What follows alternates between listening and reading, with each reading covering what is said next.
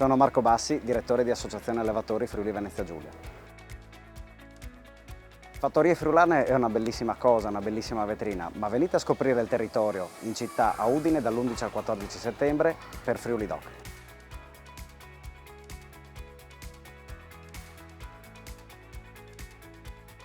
Friuli Doc è una bellissima occasione per conoscere anche in maniera divertente i sapori del territorio e avere l'occasione di vedere una città stupenda come Udine. Vi aspettiamo!